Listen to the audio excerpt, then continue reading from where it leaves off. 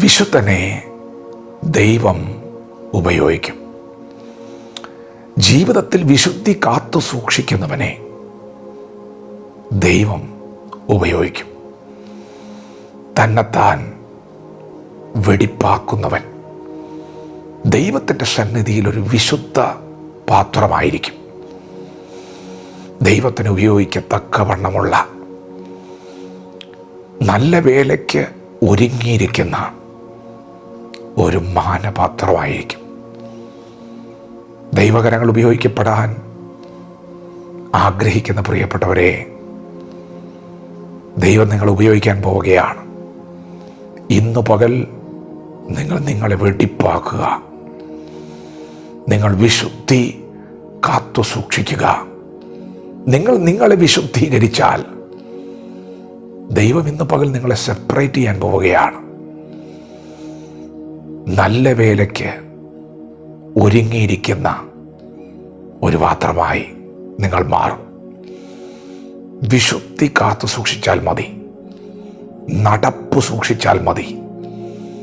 യൗവന മോഹങ്ങളെ വിട്ടോടി വിശുദ്ധിയുടെ പാതയിൽ സഞ്ചരിക്കാൻ തീരുമാനമെടുക്കാമോ? ദൈവം ഉപയോഗിക്കുന്ന പാത്രം അത് വിശുദ്ധ പാത്രമാണ്. നമ്മുടെ വീട്ടിൽ നാം ഉപയോഗിക്കുന്ന പാത്രം അങ്ങനെ തന്നെയല്ലേ?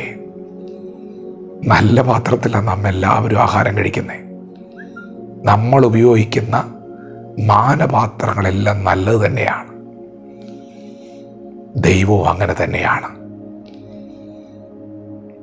ഒരു വലിയ വീട്ടിൽ പൊന്നുകൊണ്ടും വെള്ളി കൊണ്ടും മരം കൊണ്ടും മണ്ണുകൊണ്ടുമുള്ള പാത്രങ്ങളുണ്ട്. ചിലത് നല്ല കാര്യത്തിന്, ചിലത് ഹീനകാര്യത്തിന് ഉപയോഗിക്കുന്നു. എന്നാൽ ഇവിടെ ദൈവത്തിൻ്റെ ഭവനത്തിൽ ദൈവപൈതൽ അറിഞ്ഞിരിക്കണം,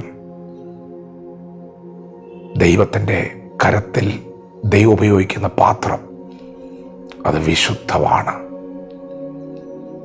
അത് മാനപാത്രമാണ്. ദൈവം നല്ലവനാണ്. അവൻ നിന്നെ ഉപയോഗിക്കുന്നുണ്ടെങ്കിൽ അവൻ നല്ല കാര്യത്തിനാണ് നിന്നെ ഉപയോഗിക്കാൻ പോകുന്നത്. നീ അനുഗ്രഹിക്കപ്പെടാൻ, നീ നന്മ പ്രാപിപ്പാൻ ആഗ്രഹിക്കുന്ന ഒരു പിതാവിൻ്റെ മുൻപിലാണ് നീ വന്നിരിക്കുന്നത്. അതുകൊണ്ട് തന്നെ ദൈവത്തിന് നീ ഒരു മാനപാത്രമായിരിക്കാനാണ് ആഗ്രഹം. പ്രിയപ്പെട്ടവരെ, കുറുക്കുവഴികളൊന്നുമല്ല. ജീവിത വിശുദ്ധി കാത്തു സൂക്ഷിച്ചേ പറ്റും.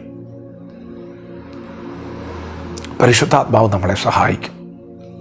പരിശുദ്ധാത്മാവ് സഹായിക്കും. നിങ്ങളുടെ അകത്ത് ദൈവമുണ്ട്.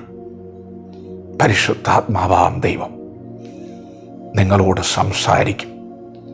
ഈ പോക്ക് ശരിയല്ല, ഈ നടപ്പ് ശരിയല്ല, ദുഷ്ടന്മാരുടെ ആലോചന പ്രകാരം പോകരുത്, പാപികളുടെ വഴി നിൽക്കരുത്, പരിഹാസികളുടെ ഇരിപ്പിടത്തിരിക്കരുത്.